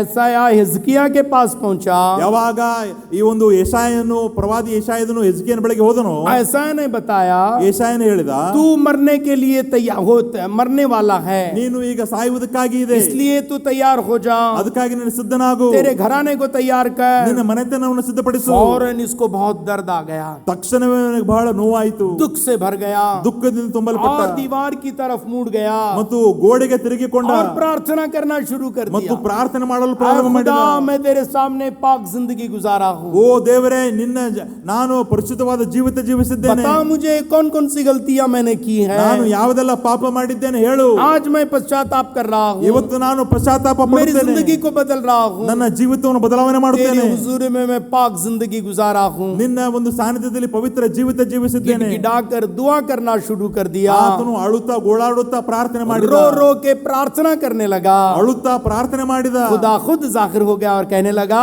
ದೇವರೇ ಪ್ರತ್ಯಕ್ಷನಾಗಿ ಹೇಳಿದ, तेरी जिंदगी के 15 साल और बढ़ गए हैं. ನಿನ್ನ ಜೀವಿತದ ಇನ್ನೂ 15 ವರ್ಷ ಹೆಚ್ಚಾಯಿತು. जब अच्छी जिंदगी गुजारने वाले हो जाते हैं, ನಾವು ಯಾವಾಗ ಒಳ್ಳೆ ಜೀವಿತವನ್ನು ಜೀವಿಸುತ್ತೇವೆ, बाइबल हमें बताती है लंबी जिंदगी मिल जाएगी. ಬೈಬಲ್ ನಮಗೆ ಹೇಳುತ್ತದೆ ದೀರ್ಘಾಯುಷ್ಯವನ್ನು ಕೊಡುತ್ತದೆ. भजन संगीता 34 में हम ऐसे पढ़ते हैं, ಕೀರ್ತನೆಗಳು 34ರಲ್ಲಿ ಹೀಗೆ ಓದುತ್ತೇವೆ, Do you want to live live long life. ನೀವು ದೀರ್ಘಾಯುಷ್ಯವನ್ನು ಜೀವಿಸಬೇಕು, अच्छाई से जीने वाले हो जाओ. ನೀವು ಒಳ್ಳೆಯ ಒಂದು ಜೀವಿತವನ್ನು ಜೀವಿಸಿರಿ. परसों हम केरला चले गए थे हमारे जनरल कन्वेंशन के लिए. ಜನರಲ್ ಕನ್ವೆನ್ಷನ್ ಗಾಗಿ ನಾವು ಕೇರಳಗೆ ಹೋಗಿದ್ವಿ. एक परिवार को चले गए हम. ಒಂದು ಕುಟುಂಬಕ್ಕೆ ನಾವು ಹೋಗಿದ್ವಿ. वो परिवार जो है यीशु मसीह को, मेरी बीवी की गवाही सुनने के बाद यीशु मसीह को कबूल किए. वो ಆ ಒಂದು ಕುಟುಂಬವು ನನ್ನ ಹೆಂಡತಿಯ ಸಾಕ್ಷ್ಯವನ್ನು ಕೇಳಿ ಅವರು ಯೇಸುವನ್ನು ಸ್ವೀಕಾರ ಮಾಡಿದರು. वहां जाने के बाद एक बूढ़ी औरत से मिला मैंने. ಅಲ್ಲಿ ಹೋದ ಮೇಲೆ ಒಂದು ಅಜ್ಜಿಗೆ ನಾನು ಭೇಟಿಯಾದೆ. उसकी 106 साल की उम्र है वो. ಅವರಿಗೆ 106 ವರ್ಷ. और मैं मिला उनसे, हमारी चर्च की मेंबर थी वो. ನಾನು ಅವ್ರಿಗೆ ಹೋಗಿ ಭೇಟಿಯಾದೆ. ನಮ್ಮ ಸಭೆಯ ಸದಸ್ಯರವರು मुझे बहुत प्यार करती थी वो. ಅವರು ನಮಗೆ ಬಹಳಷ್ಟು ಪ್ರೀತಿ ಮಾಡ್ತಾ ಇದ್ರು. मैं पूछा, नूरुद्दीन, मैं पास्टर नूरुद्दीन हूँ, जानती हो क्या? ನಾನು ಅವ್ರಿಗೆ ಹೋಗಿ ಕೇಳಿದೆ, ನಾನು ಪಾಸ್ಟರ್ ನೂರುದ್ದೀನ್ ನಿಮಗೆ ಗೊತ್ತಿದೆಯೋ? नहीं, बात नूरुद्दीन गिरुद्दीन मैं जानती ही नहीं के बताने लगी. ಅವ್ರು ಹೇಳಿದ್ರು ನೂರುದ್ದೀನ್ ಗಿರುದ್ದೀನ್ ನನಗೆ ಗೊತ್ತೇ ಇಲ್ಲ. मैं उसका हाथ पकड़ा, ನಾನು ಅವ್ರ ಕೈ ಹಿಡಿದೆ. ऐसे लगा मैं आयरन रॉड को पकड़ा हूँ. ನಾನು ಅವ್ರ ಕೈ ಹಿಡಿದಾಗ ನಾನು ಹೀಗೆ ಅನಿಸಿತು, ಕಬ್ಬಿಣ ಹಿಡಿದಿದ್ದೇನೆ. चमड़ा सब अंदर गया हुआ है, ಚರ್ಮ ಎಲ್ಲ ಒಳಗಡೆ ಹೋಗಿದೆ, लेकिन आयरन रॉड के जैसे है. ಆದ್ರೆ ಕಬ್ಬಿಣದ ಹಾಗೆ ಇದ್ದಾರೆ. शुरू से प्रार्थना पर विश्वास करने वाली, ಪ್ರಾರಂಭದಿಂದಲೇ ಪ್ರಾರ್ಥನೆ ಮೇಲೆ ವಿಶ್ವಾಸ. 92 इयर्स की भी तो हुई थी, चर्च को मिस नहीं करती थी वो. 92 ವಯಸ್ಸಾದರೂ ಕೂಡ ಸಭೆಯನ್ನು ತಪ್ಪಿಸ್ತಿರ್ಲಿಲ್ಲ. और एक 4-5 घरों को जाकर यीशु मसीह के बारे में बताती थी. 4-5 ಮನೆಗಳಿಗೆ ಹೋಗಿ ಯೇಸುವಿನ ಬಗ್ಗೆ ಹೇಳ್ತಾ ಇದ್ರು. भजन संगीता 34 में बताया जा रहा है, ಕೀರ್ತನೆಗಳು 34ರಲ್ಲಿ ಹೇಳ್ತಾ ಇದೆ, लंबी जिंदगी चाहिए, ನಿಮಗೆ ದೀರ್ಘಾಯುಷ್ಯ ಬೇಕೋ, बुराई से दूर रहे ಕೆಟ್ಟತನದಿಂದ ದೂರವಾಗು, और अच्छाई से लपेटे रहे. ಮತ್ತು ಒಳ್ಳೆಯದಿಂದ ಸುತ್ತಿಕೊಳ್ಳು. और इसके जरिए से लंबी जिंदगी मिल जाती है. ಇದರಿಂದ ನಮಗೆ ದೀರ್ಘಾಯುಷ್ಯವು ಸಿಗುತ್ತದೆ. केली एक डायरेक्टर थे जो डॉक्टर जाली एक किताब लिखी है, ಡಾಕ್ಟರ್ ಜಾಲಿ ಕೇಲಿ ಒಂದು ಡೈರೆಕ್ಟರ್ ಅವರೊಂದು ಪುಸ್ತಕ ಬರೆದಿದ್ದಾರೆ. अल्टरनेटिव मेडिसिन बोल के. ಅದಕ್ಕೆ ಅಲ್ಟರ್ನೇಟಿವ್ ಮೆಡಿಸಿನ್ ಎಂಬುದಾಗಿ, मतलब बहुत सारी चीजें उसमें बताया गया है. ಅದರಲ್ಲಿ ಬಹಳಷ್ಟು ಅವರು ಬರೆದಿದ್ದಾರೆ. उसमें से एक बात वो बता रहे हैं, ಅದರಲ್ಲಿ ಒಂದನ್ನು ಅವರು ಹೇಳ್ತಾ जब ಇದ್ದಾರೆ, अच्छी जिंदगी जीते ना, ನಾವು ಯಾವಾಗ ಒಳ್ಳೆಯ ಜೀವಿತ ಜೀವಿಸುತ್ತೇವಲ್ಲ, मन अच्छा रहता है. ಮನಸ್ಸು जब ಒಳ್ಳೆಯದಾಗಿರುತ್ತದೆ. मन अच्छा रहता है ना, ಮನಸ್ಸು ಒಳ್ಳೆಯದಾಗಿದ್ದರೆ सेहत अच्छी रहती है. ಆರೋಗ್ಯ जब ಚೆನ್ನಾಗಿರುತ್ತದೆ. सेहत अच्छी रहती है ना, ಆರೋಗ್ಯ ಚೆನ್ನಾಗಿದ್ದರೆ टिकट देर से मिलती है. ಟಿಕೆಟ್ ಲೇಟ್ ಆಗಿ ಸಿಗುತ್ತದೆ. So ये टिकट कब जल्दी मिलती है? जब हमारी सेहत बराबर नहीं है. ಯಾವಾಗ ನಮಗೆ ಟಿಕೆಟ್ ಬೇಗ ಸಿಗುತ್ತದೆ, ಯಾವಾಗ ನಮಗೆ ಆರೋಗ್ಯ ಸರಿ ಇರುವುದಿಲ್ಲ, So ಅವಾಗ. इसलिए जब हम अच्छे होने वाले हो, अच्छे रहेंगे ना, ಅದಕ್ಕಾಗಿ ನಾವು ಒಳ್ಳೆಯವರಾಗಿ ಜೀವಿಸಿದರೆ लंबी जिंदगी हमें मिलेगी. ನಮಗೆ ದೀರ್ಘಾಯುಷ್ಯವು ಸಿಗುತ್ತದೆ. चौथी बात जो है, ನಾಲ್ಕನೇದು, खुदा की वफादारी पर विश्वास करने वाले होना चाहिए. ದೇವರ ಒಂದು ಒಳ್ಳೆಯತನದ ಮೇಲೆ ನಮಗೆ ನಂಬಿಕೆ We ಇರಬೇಕು. need to trust in the goodness of God. ದೇವರ ಒಂದು ಒಳ್ಳೆಯತನದ ಮೇಲೆ ನಮಗೆ ಭರವಸೆ ಇರಬೇಕು. और लगता है मुझे पहले वचन में ही उसका जिक्र किया गया है. ನನಗನ್ನಿಸುತ್ತದೆ ಮೊದಲನೇ ವಚನದಲ್ಲಿ ಅದರ ಬಗ್ಗೆ ಹೇಳಲ್ಪಟ್ಟಿದೆ. उसके तीसरे भाग में देख लो, ಅದರ ಒಂದು ಮೂರನೇ ಭಾಗವನ್ನು ನೋಡಿ. मैंने वो पेश के बगैर खुदा पर तवक्कल किया है. ನಾನು ಕದಲದ ಯೆಹೋವನಲ್ಲೇ ಭರವಸೆ ಬಿಟ್ಟಿದ್ದೇನೆ. मतलब उसका फेथ इज स्ट्रांग. ಇದರ ಅರ್ಥ ಅವನ ಒಂದು ನಂಬಿಕೆ ಗಟ್ಟಿಯಾಗಿದೆ. और तीसरे वचन में बताया जा रहा है, ಮೂರನೇ ವಚನದಲ್ಲಿ ಹೇಳ್ತಾ ಇದೆ, और मैं मुसलसल तेरी सच्चाई की राह पर कामजन हूँ.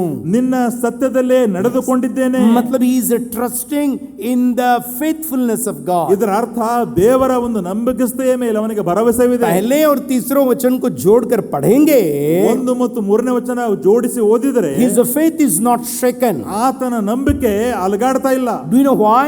ಯಾಕೆ He ಗೊತ್ತಾ? is not only trusting God, ಆತನು ದೇವರ ಮೇಲೆ ನಂಬಿಕೆ ಇಡುವುದಷ್ಟೇ ಅಲ್ಲ, he is trusting in the faithfulness of God. ಮತ್ತು ದೇವರ ನಂಬಿಕಸ್ಥೆಯ ಮೇಲೆ ಅವನಿಗೆ ಭರವಸೆವಿದೆ. हम खुदा पर यकीन करना इतना ही नहीं, खुदा सच्चा है, हम यकीन करना है. ದೇವರ ಮೇಲೆ ನಂಬಿಕೆ ಇಡುವುದು ಅಷ್ಟೇ ಅಲ್ಲ, Yes. ದೇವರ ಒಂದು ಸತ್ಯದ ಮೇಲೂ ಕೂಡ ಭರವಸೆ ಇಡಬೇಕು. मेरा खुदा है वो, ನನ್ನ ದೇವರಿದ್ದಾನೆ, ಅವನು मेरी हिफाजत करने वाला ನನ್ನನ್ನು है. ರಕ್ಷಿಸುತ್ತಾನೆ, उसने वादा किया है कि मैं तेरी देखभाल करूंगा. ನನ್ನನ್ನು ನೋಡಿಕೊಳ್ಳುತ್ತಾನೆ ಎಂಬುದಾಗಿ ವಾಗ್ದಾನ ಮಾಡಿದ್ದಾನೆ. जब वो वादा किया है, ಅವನು ಯಾವಾಗ ವಾಗ್ದಾನ ಮಾಡಿದ್ದಾನಲ್ಲ, वो वादे को पूरा करने वाला है. ಆ ವಾಗ್ದಾನವನ್ನು ಪೂರ್ಣ ಮಾಡುತ್ತಾನೆ. इब्राहिम भी ऐसे ही विश्वास किए, ಅಬ್ರಹಾಮನು ಕೂಡ ಹಾಗೆ ನಂಬಿದ, सारा भी ऐसे ही विश्वास ಸಾರಳು किए. ಕೂಡ ಹಾಗೆ ನಂಬಿದರು. They trusted not only in God but also trusted in the faithfulness of God. ದೇವರನ್ನು ಅಷ್ಟೇ ನಂಬುವುದಲ್ಲ, ದೇವರ ನಂಬಿಕಸ್ಥೆಯಲ್ಲೂ ಕೂಡ ಅವರು ನಂಬಿದರು. हम विश्वास करने वाले होना ನಾವು चाहिए. ನಂಬುವವರಾಗಬೇಕು. 8वें वचन में और एक बात है, 8ನೇ ವಚನದಲ್ಲಿ ಇನ್ನೊಂದಿದೆ, खुदा के घर से मोहब्बत रखने वाले होना चाहिए. ದೇವರ ಒಂದು ಆಲಯವನ್ನು ಪ್ರೀತಿಸುವವರಾಗಿರಬೇಕು. खुदा के घर को मोहब्बत रखना है. ದೇವರ ಆಲಯವನ್ನು ಪ್ರೀತಿಸಬೇಕು. आए खुदावंद, मैंने तेरी सुकुनुद्गाह और तेरी जलाली बारगाह को अजीज रखता हूँ. ಯೆಹೋವನೇ, ನಿನ್ನ ನಿವಾಸವು ನನಗೆ ಎಷ್ಟೋ ಪ್ರಿಯ. मतलब खुदा के घर से मैं प्रेम करता हूँ. ಇದರ ಅರ್ಥ ದೇವರ ಆಲಯವನ್ನು ಪ್ರೀತಿಸುತ್ತೇನೆ. क्या है उसका मतलब? खुदा का घर ಆ ದೇವರ ಆಲಯ ಅಂದ್ರೆ ಏನದರ ಅರ್ಥ? ईंट से प्रेम कर रहा हूँ, सीमेंट से प्रेम कर रहा हूँ, ಸಿಮೆಂಟ್ ಪ್ರೀತಿ ಮಾಡ್ತಾ ಇದ್ದೇನೋ? और ईंट से प्रेम कर रहा हूँ, ಇಟ್ಟಿಗೆಯನ್ನು ಪ್ರೀತಿ ಮಾಡ್ತಾ ಇದ್ದೇನೋ? खिड़की से प्रेम कर रहा हूँ। ಕಿಟಕಿಯನ್ನು ಪ್ರೀತಿ ಮಾಡ್ತಾ ಇದ್ದೇನೋ? चर्च, चर्च का मतलब क्या है? ಚರ್ಚ್ ಅನ್ನುವಾಗ ಅದರ ಅರ್ಥವೇನು? ये बिल्डिंग नहीं है, ಬಿಲ್ಡಿಂಗ್ ಅಲ್ಲ, खुदा के बच्चे ही चर्च हैं। ದೇವರ ಮಕ್ಕಳೇ ಚರ್ಚ್ ಆಗಿದ್ದಾರೆ. इसका मतलब ये हुआ, ಇದರ ಅರ್ಥ मैं ಇದಾಯಿತು, खुदा के लोगों से भी प्यार करता हूँ, ನಾನು ದೇವರ ಜನರನ್ನು ಕೂಡ ಪ್ರೀತಿಸುತ್ತೇನೆ. खुदा के बच्चों के साथ मैं अच्छा रिश्ता रखता हूँ। ದೇವರ ಮಕ್ಕಳೊಂದಿಗೆ ಒಳ್ಳೆ ಸಂಬಂಧ हम ಇಟ್ಟುಕೊಳ್ಳುತ್ತೇನೆ. खुदा के घर से भी मोहब्बत करने वाले होना चाहिए। ನಾವು ದೇವರ ಆಲಯವನ್ನು ಕೂಡ ಪ್ರೀತಿ ಮಾಡಬೇಕು. और 9वें वचन में 9ನೇ ವಚನದಲ್ಲಿ गंदी लोगों से दूर रहना है। ಕೆಟ್ಟ ಜನರಿಂದ ನಾವು ದೂರವಾಗಿರಬೇಕು. 9वां वचन देख लो, 9ನೇ ವಚನ ನೋಡ್ರಿ. तू मेरी जान को उन गुनहगारों के साथ और मेरी जिंदगी को उन खूनखारों के साथ न ले। ಪಾಪಿಷ್ಠರ ಪ್ರಾಣದ ಸಂಗಡ ನನ್ನ ಪ್ರಾಣವನ್ನು ತೆಗೆಯಬೇಡ, ಪಾತಕರ ಜೀವದೊಂದಿಗೆ ನನ್ನ ಜೀವವನ್ನು ತೆಗೆಯಬೇಡ. मैं अलग रहना चाहता हूँ। ನಾನು ಬೇರೆಯಾಗಿ ಇರಬೇಕು. भजन संहिता 1 में हम पढ़ते हैं ना, ಕೀರ್ತನೆಗಳು 1ರಲ್ಲಿ ನಾವು ಓದುತ್ತೇವೆ हम ಅಲ್ಲ? तमाम को मालूम है, ನಮ್ಮೆಲ್ಲರಿಗೆ ಗೊತ್ತಿದೆ. शरीरों की राह वो मुबारक है वो इंसान जो शरीरों की सलाह पर नहीं चलता, ಯಾವನು ದುಷ್ಟರ ಆಲೋಚನೆಯಂತೆ ನಡೆಯದೆ गुनहगारों की राह में कदम नहीं रखता, ಪಾಪಾತ್ಮರ ಮಾರ್ಗದಲ್ಲಿ ನಿಂತುಕೊಳ್ಳದೆ, ठट्टाबाजों की सोबत में नहीं बैठता, ಧರ್ಮ ನಿಂದಕರೊಡನೆ ಕೂತುಕೊಳ್ಳದೆ, बल्कि खुदावंद की शरीयत में उसकी मुसरत होती है, ಯೆಹೋವನ ಧರ್ಮಶಾಸ್ತ್ರದಲ್ಲಿ ಆನಂದ ಪಡುವವನಾಗಿ, और जो उसको शरीयत पर दिन रात गौर व फिक्र करने वाला हो जाता है, ಅದನ್ನೇ ಹಗಲಿರುಳು ಧ್ಯಾನಿಸುತ್ತಿರುವನು, खुदा के राह पर चलने वाला, ದೇವರ ಮಾರ್ಗದಲ್ಲಿ ನಡೆಯುವವನು, बुरे लोगों से, ಕೆಟ್ಟತನ शराब ಜನರಿಂದ, पीने वालों के साथ मिल जाएंगे तो शराबी हो जाएंगे, ಮದ್ಯಪಾನ ಮಾಡೋ ಜನರನ್ನು ಸೇರಿಕೊಂಡ್ರೆ ನಾವು ಕೂಡ ಅದನ್ನೇ बीड़ी ಮಾಡ್ತೇವೆ. सिगरेट पीने वालों के साथ मिल जाएंगे तो बीड़ी सिगरेट पीने वाले हो जाएंगे, ಬಿಡಿ ಸಿಗರೇಟ್ ಸೇರುವ ಜನರೊಂದಿಗೆ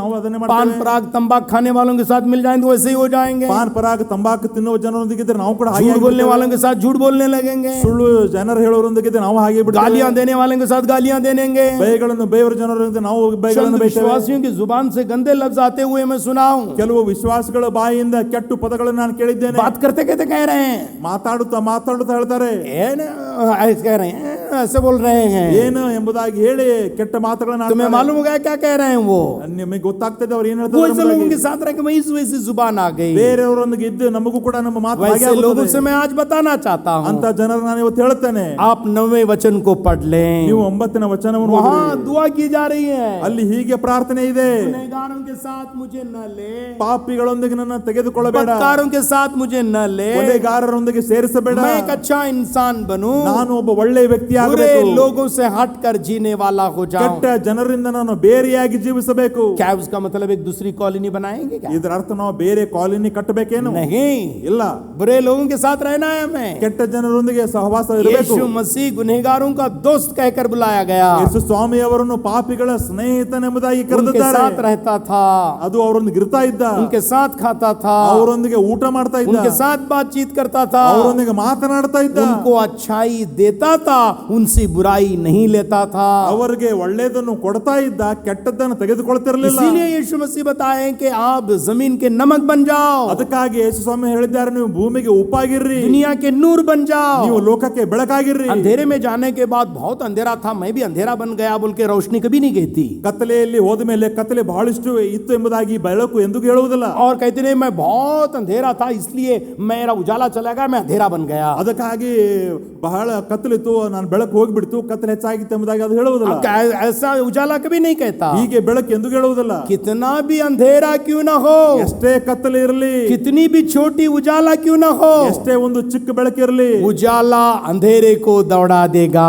ಆ ಬೆಳಕು ಕತ್ತಲೆಯನ್ನು ಹೊರಡಿಸುತ್ತದೆ. नमक बुरी चीजें लेता नहीं, ಉಪ್ಪು ಕೆಟ್ಟದ್ದನ್ನು ತೆಗೆದುಕೊಳ್ಳುವುದಿಲ್ಲ, अपनी अच्छी चीजें देता है। ತನ್ನ ಒಳ್ಳೆಯತನವನ್ನು हम ಕೊಡುತ್ತದೆ. भी नमक बनकर रोशनी बनकर चमकने वाले होना चाहिए। ನಾವು ಉಪ್ಪಾಗಿ ಬೆಳಕಾಗಿ ನಾವು ಹೊಳೆಯಬೇಕು. इंसाफ के लिए खुदा से पुकारने वाले हो जाओ, ನ್ಯಾಯಕ್ಕಾಗಿ ದೇವರಲ್ಲಿ ಬೇಡಿಕೊಳ್ಳಿರಿ. गुनाहलुदा जिंदगी से तौबा और पश्चाताप करने वाले हो जाओ, ಪಾಪದ ಜೀವಿತಕ್ಕೆ ಪಶ್ಚಾತ್ತಾಪ ಪಡುವವರಾಗಿರಬೇಕು. खुदा के हुजूर नेक रास्तबाजी और पाक जिंदगी बिताने के लिए कोशिश करने वाले हो ದೇವರ जाओ। ಒಂದು ಸಾನ್ನಿಧ್ಯದಲ್ಲಿ ಪರಿಶುದ್ಧವಾದ ಜೀವಿತವನ್ನು ಜೀವಿಸುವುದಕ್ಕಾಗಿ ಪ್ರಯತ್ನ खुदा ಪಡಿರಿ. पर ही नहीं, खुदा की वफादारी पर, खुदा की फेथफुलनेस पर विश्वास करने वाले हो जाओ। ದೇವರ ಮೇಲೆ ಅಷ್ಟೇ ನಂಬಿಕೆ ಇಡುವುದಲ್ಲ, ಮಾತ್ರವಲ್ಲ, ದೇವರ ನಂಬಿಕಸ್ಥೆಯ ಮೇಲೆ ನಾವು ಭರವಸೆ खुदा ಇಡಬೇಕು. के घर से मोहब्बत करने वाले हो जाओ, ದೇವರ ಆಲಯವನ್ನು ಪ್ರೀತಿಸುವರಾಗಿರ್ರಿ. गंदे लोगों की सोहबत से दूर रहने वाले हो जाओ। ಕೆಟ್ಟ ಜನರಿಂದ ನಾವು ದೂರವಾಗಿರಬೇಕು. आखिर में ಕೊನೆಯದಾಗಿ खुदा के बड़े बड़े कामों को ऐलान करके पुकार पुकार कर बताने वाले हो जाओ। ದೇವರ ಅದ್ಭುತ ಕೃತ್ಯಗಳನ್ನು ಜೋರಾಗಿ ಕೂಗಿ ಘೋಷಿಸುವರಾಗಿರ್ರಿ. जहां कहीं भी जाते हैं ಎಲ್ಲೆಲ್ಲಿ ನಾವು ಹೋಗುತ್ತೇವೆ, हम खुदा के बड़े कामों को बताने वाले होना ದೇವರ चाहिए। ದೊಡ್ಡ ದೊಡ್ಡ ಮಹತ್ ಕಾರ್ಯಗಳನ್ನು ನಾವು मेरे ಹೇಳಬೇಕು. पांव को 12वां वचन, मेरे पांव हमवार जगह पर कायम रहते हैं। ನನ್ನ ಪಾದವು ಸಮಭೂಮಿಯಲ್ಲಿ ನಿಂತಿದೆ. मतलब ऐसी जिंदगी जो गुजारने वाले हो जाते हैं, ನಾವು ಎಂತ ಜೀವಿತವನ್ನು ಜೀವಿಸುತ್ತೇವೆಂದರೆ, ऐसी जिंदगी गुजारने वाले जब हो जाते हैं ना, ಇಂಥ ಜೀವಿತವನ್ನು ನಾವು ಜೀವಿಸಿದರೆ हमारी पैर हमवार जमीन पर रहेगी। ನಮ್ಮ ಒಂದು ಕಾಲುಗಳು ಸಮವಾದ ಭೂಮಿಯಲ್ಲಿರುತ್ತದೆ. ये उतार वाली जमीन पर नहीं रहेगी। ಈ ಒಂದು ಇಳಿಜಾರಿನ ಒಂದು ಭೂಮಿ वहां ಇರುವುದಿಲ್ಲ. गिर जाते हैं, ನಾವು ಜಾರಿ ಹೋಗ್ತೇವೆ, फिसल जाते हैं, ನಾವು ಜಾರುತ್ತೇವೆ, ठेस लगती है। ನಾವು ಅಲ್ಲಿ ಎಡವುತ್ತೇವೆ. वैसे जमीन पर नहीं रहेंगे हम, ಅಂತ ಭೂಮಿಯ ಮೇಲೆ ಇರುವುದಿಲ್ಲ. और हम हमवार जमीन पर रहेंगे ನಾವು ಸಮವಾದ ಭೂಮಿಯಲ್ಲಿ और ಇರುತ್ತೇವೆ मजबूती से रहेंगे। ಮತ್ತು ಗಟ್ಟಿಯಾಗಿ और ನಿಲ್ಲುತ್ತೇವೆ. दूसरे भाग में बताया जा रहा है, ಎರಡನೇ ಭಾಗದಲ್ಲಿ ಹೇಳ್ತಾ ಇದೆ, बड़े बड़े मजमू में खुदा की सताइश करूंगा मैं, ಕೂಡಿದ ಸಭೆಗಳಲ್ಲಿ ಯೆಹೋವನನ್ನು ಕೊಂಡಾಡುವೆನು. और मैं परमेश्वर के बारे में बताने वाला हो ನಾನು जाऊंगा। ದೇವರ ಬಗ್ಗೆ ಹೇಳುವವನಾಗುತ್ತೇನೆ. और 7वें वचन में भी बताया जा रहा है, 7ನೇ ವಚನದಲ್ಲಿ ಕೂಡ ಹೇಳ್ತಾ ಇದ್ದಾನೆ, बुलंद आवाज से मैं तेरी सताइश करूंगा ನಿನ್ನ ಅದ್ಭುತ ಕೃತ್ಯ ವರ್ಣನೆಯ ಪದಗಳನ್ನು ಹಾಡುತ್ತೇನೆ. और सब तेरे अजीब कामों का बयान करूंगा मैं। ನಿನ್ನ ಎಲ್ಲ ಆಶ್ಚರ್ಯಕರವಾದ ಕಾರ್ಯಗಳ ಬಗ್ಗೆ ನಾನು ಹೇಳ್ತೇನೆ. विश्वासी विटनेस बन जाना है। ವಿಶ್ವಾಸಗಳು ಸಾಕ್ಷಿಗಳಾಗಬೇಕು. हालेलुया। हालेलुया। कौन से साक्षी बनना है? ನಾವು ಸಾಕ್ಷಿಗಳಾಗಬೇಕು. परमेश्वर के बड़े बड़े कामों के गवाह बन जाना है। ದೇವರ ಒಂದು ಮಹತ್ ಕಾರ್ಯಗಳನ್ನು ಹೇಳುವ मैं ಸಾಕ್ಷಿಗಳಾಗಬೇಕು. गंदा था, खुदा ने मुझे बचाया। ನಾನು ಹೊಲಸಾಗಿದ್ದೆ, ನನ್ನನ್ನು ದೇವರು मैं ಉಳಿಸಿದ. बीमार था, खुदा ने मुझे छुटकारा दिया। ನಾನು ರೋಗಿಯಾಗಿದ್ದೆ, ದೇವರು मैं ಬಿಡುಗಡೆ ಮಾಡಿದ. परेशानी से गुजर रहा था, परेशानी से खुदा ने मुझे छुटकारा ನಾನು दे दिया। ಕಷ್ಟದಲ್ಲಿ ದಾಟಿ ಹೋಗ್ತಾ ಇದ್ದೆ, ದೇವರು ಬಿಡುಗಡೆ ಮಾಡಿದ. एक गवाह के लिए तैयार होना ಈ चाहिए। ಒಂದು ಸಾಕ್ಷಿಗಾಗಿ चर्च ಸಿದ್ಧರಾಗಬೇಕು. में आने वाले विश्वासियों से मैं बताना चाहता हूँ, ಸಭೆಯಲ್ಲಿ ಬರುವ ವಿಶ್ವಾಸಿಗಳನ್ನು ನಾನು ಹೇಳುತ್ತೇನೆ, बैठ के गीत गा के आराधना करके जाने वाले नहीं। ಇಲ್ಲಿ ಬಂದು ಕೂತುಕೊಂಡು ಆರಾಧನೆ ಮಾಡಿ ಹೋಗುವವರಲ್ಲ. जिन जिन लोगों से हम मिलते हैं, ಯಾರಿಗೆಲ್ಲ ನಾವು ಭೇಟಿ ಆಗುತ್ತೇವೆ, यीशु मसीह के बारे में बताने वाले होना ಯೇಸುವಿನ चाहिए। ಬಗ್ಗೆ ನಾವು ಹೇಳಬೇಕು. 7 बातें हमने देख ली। ಇವತ್ತು 7 ಕಾರ್ಯಗಳನ್ನು ನೋಡಿದ್ದೇವೆ. इंसाफ के लिए पुकारने वाले हो जाओ, ನ್ಯಾಯಕ್ಕಾಗಿ ಬೇಡುವವರಾಗಬೇಕು. गुनाह से तौबा करने वाले हो जाओ, ಪಾಪಗಳಿಗಾಗಿ ಪಶ್ಚಾತ್ತಾಪ ಪಡಬೇಕು. खुदा के हुजूर पाक जिंदगी बिताने वाले हो जाओ, ದೇವರ ಸಾನ್ನಿಧ್ಯದಲ್ಲಿ ಪರಿಶುದ್ಧವಾದವನ್ನು खुदा ಜೀವಿತವನ್ನು की ಜೀವಿಸಿರಿ. वफादारी पर भरोसा रखने वाले हो जाओ, ದೇವರ ನಂಬಿಕಸ್ಥೆಯ ಮೇಲೆ ಭರವಸೆ ಬಿಡ್ರಿ. खुदा के घर से यानी खुदा के बच्चों से मोहब्बत करने वाले हो जाओ, ದೇವರ ಆಲಯ ಅಂದ್ರೆ ದೇವರ ಮಕ್ಕಳ ಮೇಲೆ ಪ್ರೀತಿ ಇರುವವರಾಗಿರ್ರಿ. गंदे लोगों से दूर रहने वाले हो जाओ। ಕೆಟ್ಟ ಜನರಿಂದ ನಾವು ದೂರವಾಗಿರಬೇಕು. आखिरकार खुदा के कामों को ऐलानिया तौर पर दूसरों को बताने वाले हो जाओ। ಕೊನೆಯದಾಗಿ ದೇವರು ಮಾಡಿದ ಮಹತ್ ಕಾರ್ಯಗಳ ಕುರಿತಾಗಿ ಬೇರೆಯವರಿಗೆ ನಾವು ಹೇಳುವವರಾಗಿರ್ರಿ. चलिए हम तमाम खड़े हो जाएंगे ಬನ್ನಿರಿ ನಾವೆಲ್ಲರೂ ನಿಂತುಕೊಳ್ಳೋಣ और प्रार्थना करेंगे। ಮತ್ತು ಪ್ರಾರ್ಥನೆ ಮಾಡಿಕೊಳ್ಳೋಣ. तेरे बारे में बताने के लिए खुदा मुझे सहायता करे। ದೇವರೇ ನಿನ್ನ ಕುರಿತಾಗಿ ಹೇಳುವುದಕ್ಕಾಗಿ ನನಗೆ ಸಹಾಯ